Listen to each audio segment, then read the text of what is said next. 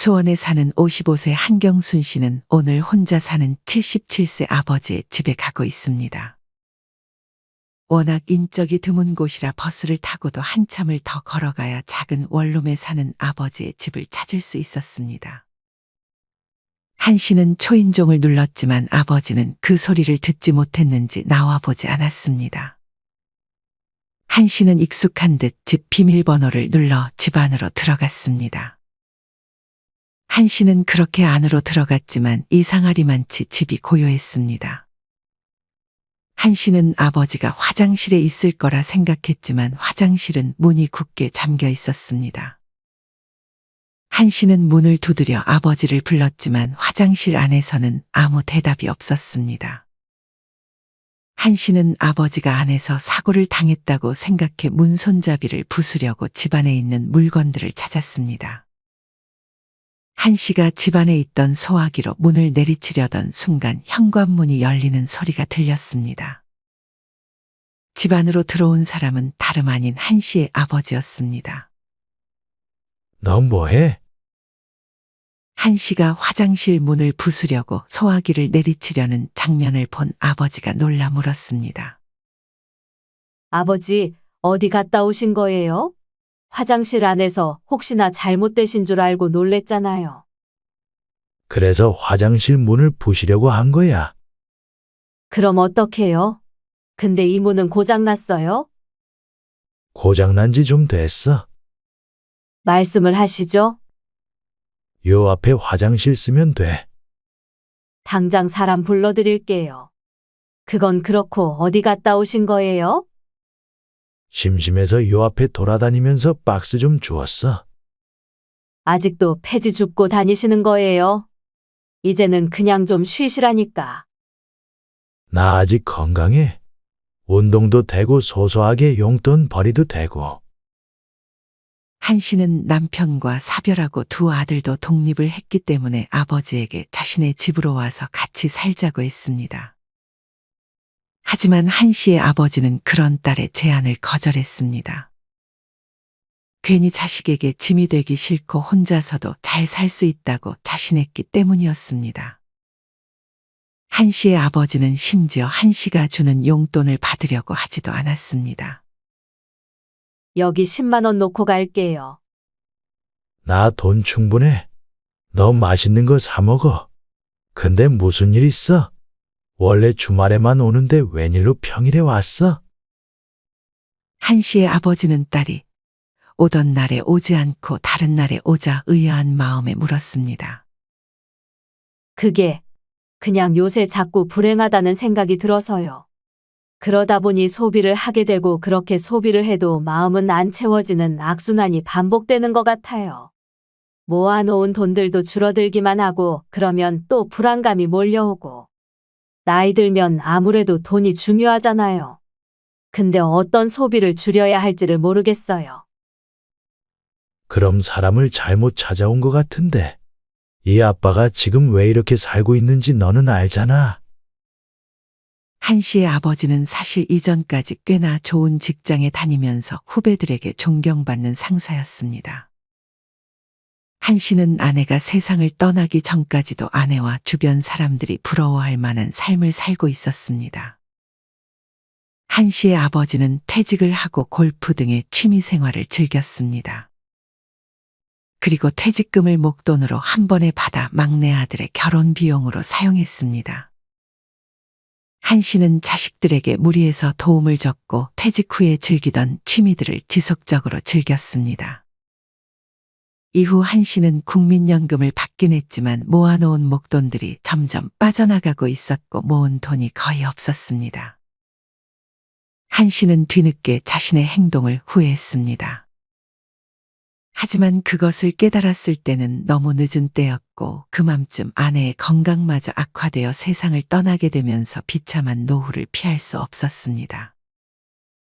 한 씨의 아버지가 무리해서 지원해준 막내 아들은 지원을 받고 나서 아버지를 잘 찾아오지 않았고 한 씨의 다른 동생들도 아버지가 막내 아들만 잘해줬다는 이유로 한 씨와 연을 끊은 상태였습니다.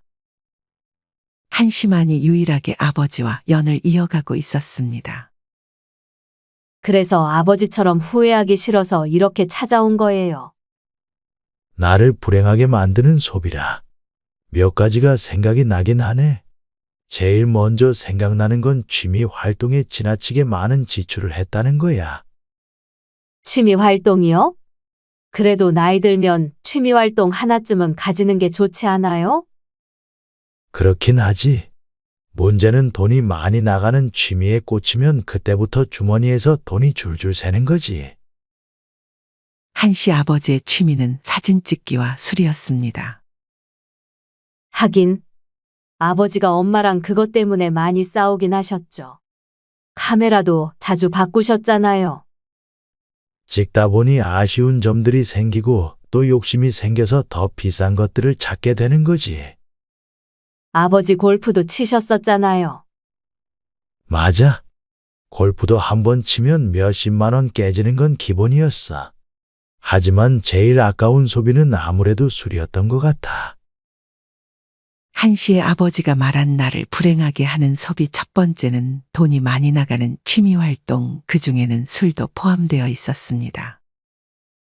한씨의 아버지는 술 중에서도 와인을 좋아했습니다.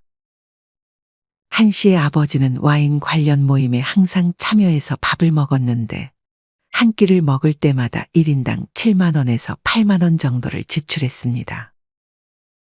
거의 일주일에 한 번씩 만나는 모임이었고 게다가 혼자서 술을 즐기는 날도 많았던 데다 친구들과 또 따로 술을 마시는 걸 즐겼으니 이제껏 술을 마시며 쓴 지출이 상당했습니다. 한씨의 아버지는 또한 술이 세서 한두 병을 마시고는 취하지도 않았습니다. 적게 마시고 취하는 사람들이 이 아빠는 참 부러웠지. 너도 술 좋아하잖아.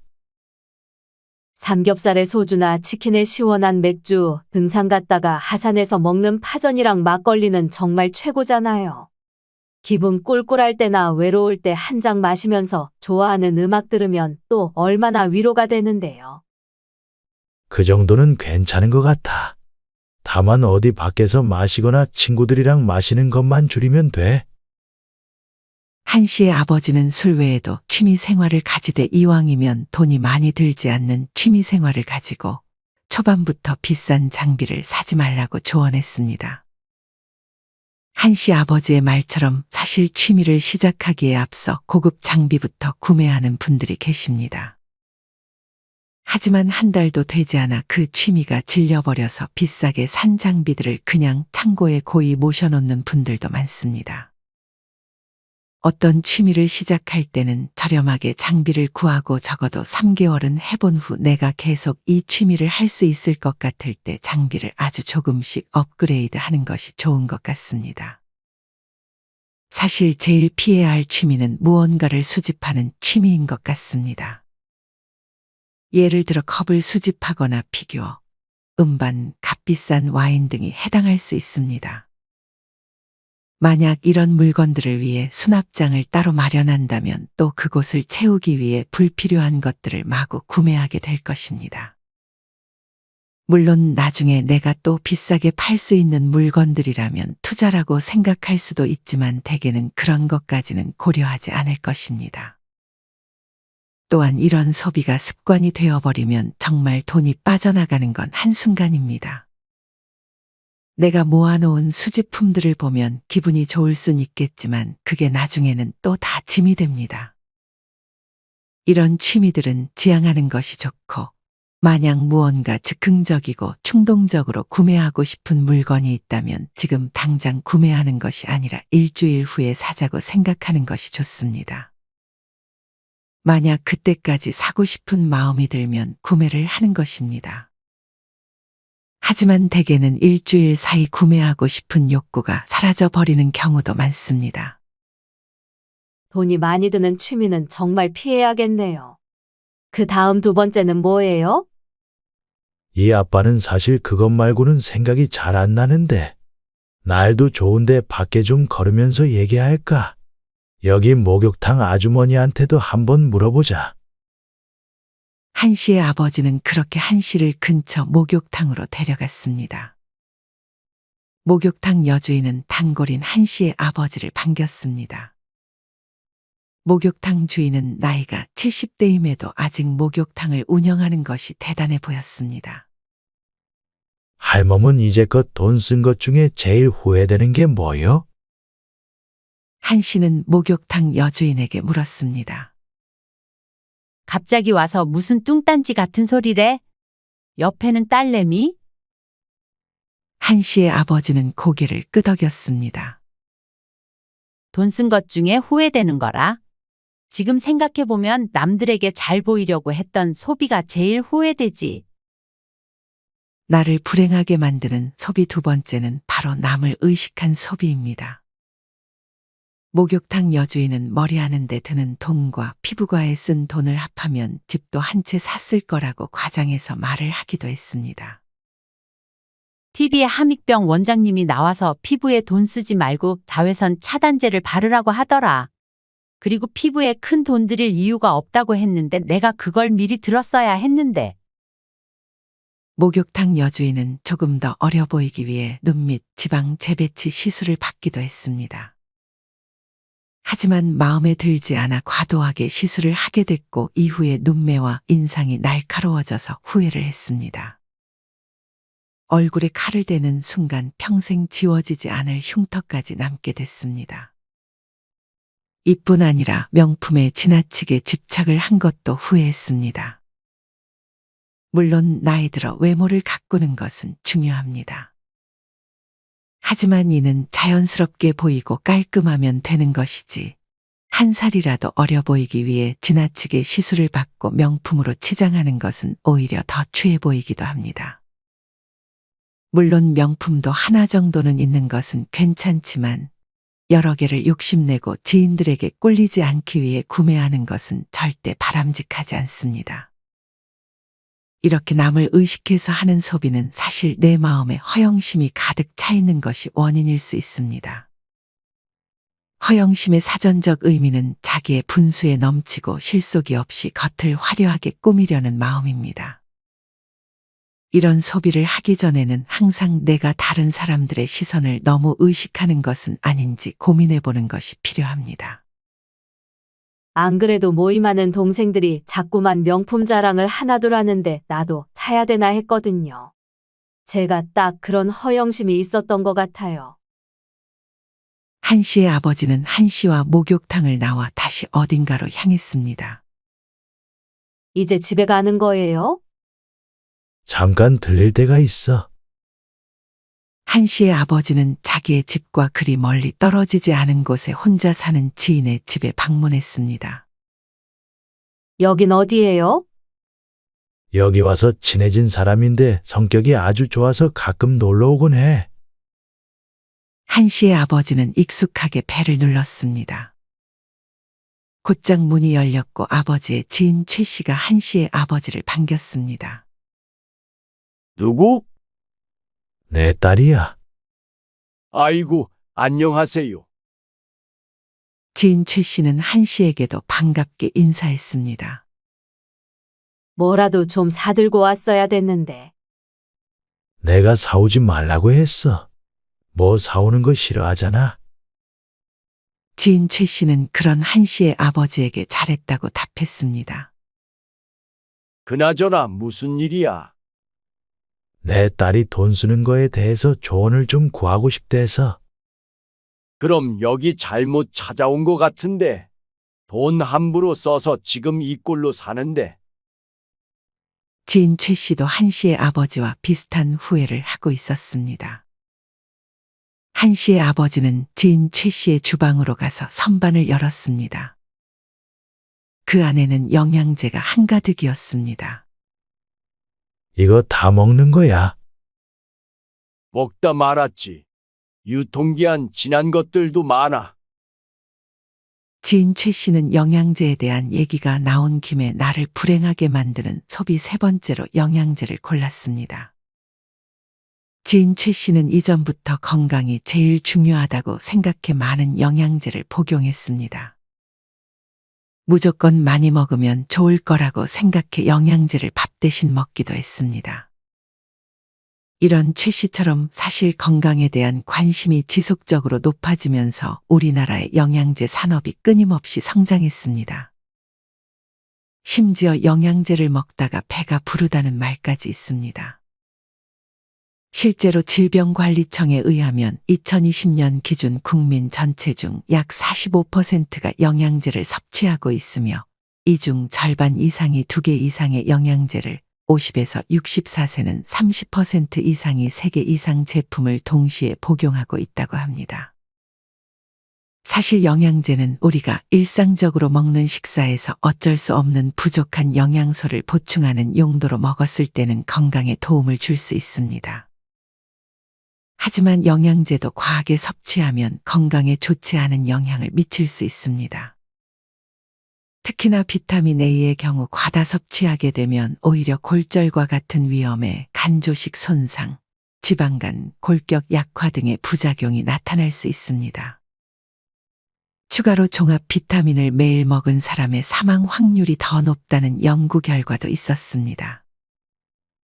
미국 리밤 연구소의 최근 연구 결과, 연구를 주도한 교수는 수명 연장을 위해 종합 비타민제를 복용하는 것을 지지하지 않는다는 입장을 밝힌 바 있습니다. 이 연구는 20년 이상 추적 관찰된 성인 약 39만 명을 대상으로 이뤄졌는데 참가자의 평균 나이는 61.5세였고 만성 질환 병력이 없는 대체로 건강한 사람들이었습니다. 결과는 예상 밖이었습니다. 연구기간 20년 동안 초기 참가자 39만여 명 중 약 16만 5천 명이 사망했는데 이 중 매일 종합 비타민제를 섭취한 건강한 사람들은 비타민을 먹지 않은 사람들보다 사망할 확률이 4%가 더 높았습니다.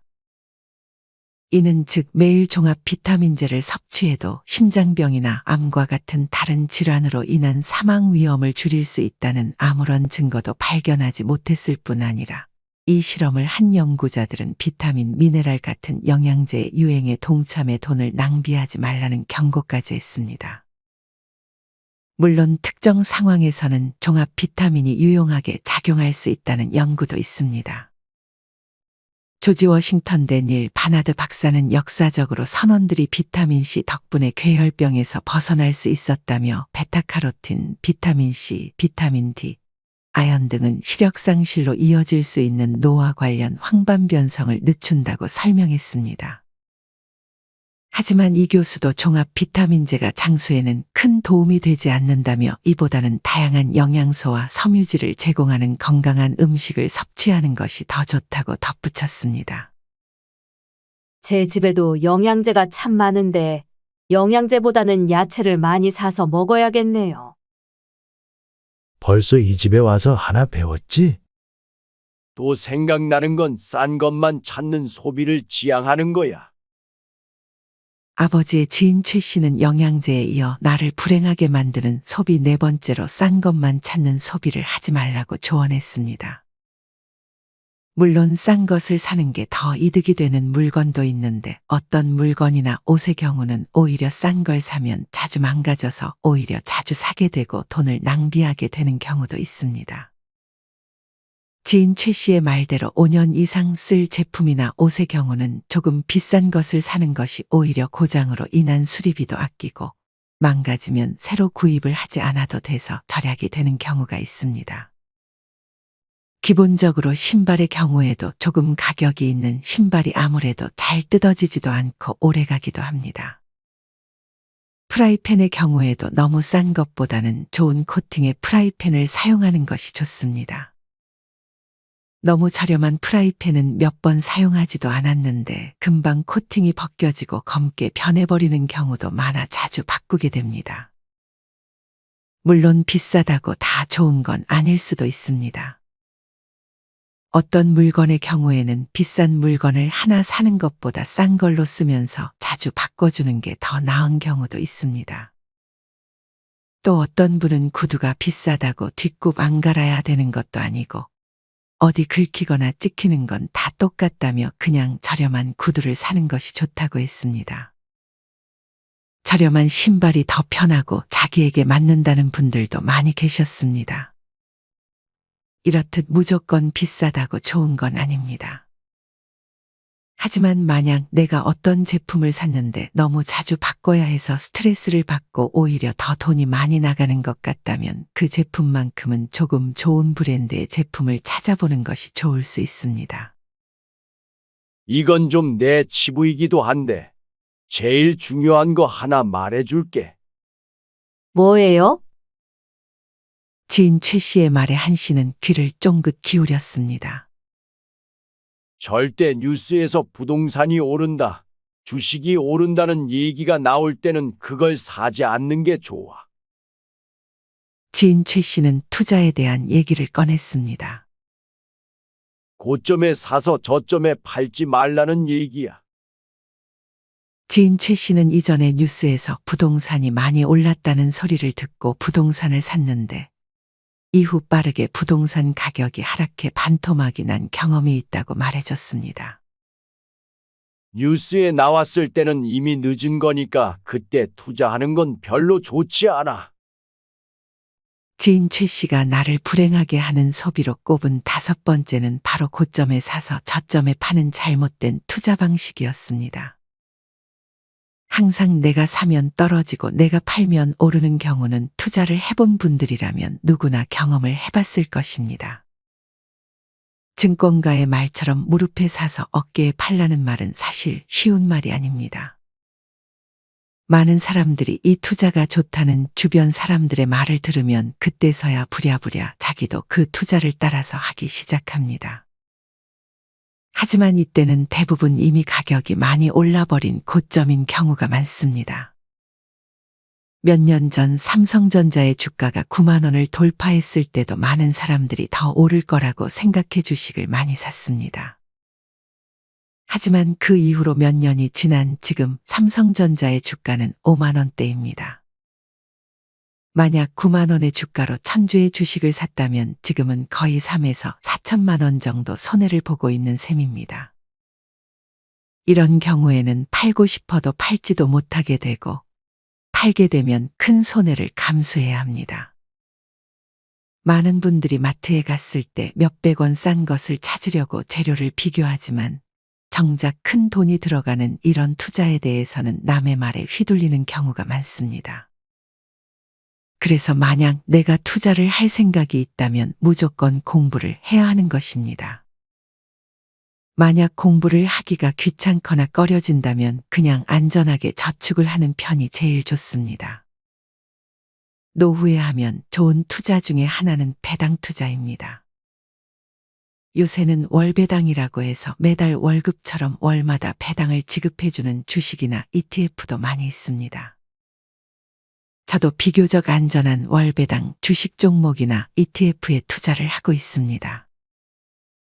이에 대해 궁금하신 분들은 유튜브에 월배당 ETF 혹은 배당주 투자라고 검색해 보신 후에 공부해 보면 좋을 것 같습니다. 모든 투자가 마찬가지겠지만 절대로 처음부터 큰 돈을 들여서 하면 안 됩니다. 처음에는 아주 소량의 돈으로만 투자를 해보면서 주식은 이렇게 하는 거구나 하는 정도로만 해보는 것이 좋습니다. 이렇듯 노후에는 시세 차익을 노리기보다는 안전한 배당주 투자를 선호하는 분들이 많습니다. 이 경우에도 너무 많은 배당금을 주는 경우에는 그만큼 위험성이 있는 상품이기 때문에 지양하는 것이 좋습니다. 이 영상을 보시는 분들 모두가 투자 공부를 꾸준히 해서 내 돈을 안전하게 지키면서 적당한 배당금을 받아서 노후를 즐기셨으면 좋겠습니다. 투자는 생각도 안 하고 있었는데 배당금이라는 말이 참 매력적이네요. 그리고 아직 아들들이 대학생이라고 했지. 그럼 나 같은 후회는 절대 하지 마. 지인 최 씨는 마지막으로 나를 불행하게 만드는 소비로 자식들의 교육비를 뽑았습니다. 지인 최 씨도 자식들을 위해 젊은 시절 상당한 돈을 썼습니다. 하지만 지금 최 씨의 자식들은 최 씨와 마찬가지로 힘겹게 살아가고 있습니다. 최 씨는 교육비를 줄여야 한다는 걸 알면서도 자식들을 위해 점점 더 많은 교육비를 썼다며 후회했습니다. 지난 12일 통계청이 발표한 2024년 사회조사 결과를 보면 자녀 교육비가 가정 경제에 부담이 된다고 응답한 가구의 비중이 60.9%나 된다고 합니다. 자녀 교육비 부담 요인으로는 학교 납입금의 교육비가 71.9%로 가장 높게 나타났습니다. 중고등학교 자녀가 주로 있는 30에서 50대의 경우는 사교육비 등의 학교 납입금의 교육비를 부담스러워했고, 대학생, 대학원생 자녀가 주로 있는 60세 이상의 가구에서는 학교 납입금에 대한 부담이 높게 나왔습니다. 이처럼 60세가 넘어서까지도 자녀들의 교육비로 많은 돈을 지출하는 것이 현실입니다. 많은 분들이 자신의 노후 준비보다는 자식들의 교육에 더 많은 지출을 합니다. 그렇게 60대까지 자식들을 위해 돈을 쓰다가 이제 돈을 좀 모아보려고 하면 퇴직을 해야 하거나 건강을 잃는 경우도 많습니다. 특히나 자식들의 교육비를 지출하는 가장 큰 이유는 주변 학부모들과의 비교에서 오는 경우도 많습니다. 옆집 누구는 이 학원을 다니는데 왠지 자기는 안 보내주면 안 될 것 같은 마음이 들기 때문입니다. 학원뿐 아니라 수영이 공부하는데 많은 도움이 된다고 하면 또 안 보낼 수 없으니 수영 레슨까지 보내주는 경우도 있습니다. 물론 부모로서 다 해주고픈 마음이야 이해하지만 너무 무리하여 교육비를 지원해주는 것은 현명하지 못한 것 같습니다. 아예 안 해주는 건 힘들 수 있으니 적당히 수입에 맞게 보내주는 지혜가 필요할 것입니다. 그리고 만약 아이가 학원 다니는 것을 간절히 원한다면 일찍이 학원을 보내주는 대신 이후에 결혼 비용이나 결혼할 때의 지원은 해주지 못할 것 같다고 미리 대화를 하는 것이 좋습니다. 부모 자식 간에도 이런 약속을 한다면 나중에 뒷말이 나올 일도 없고 부모님들의 노후 자금도 잘 지킬 수 있게 되는 것입니다. 한 씨는 그런 최 씨의 말에 귀를 기울였습니다.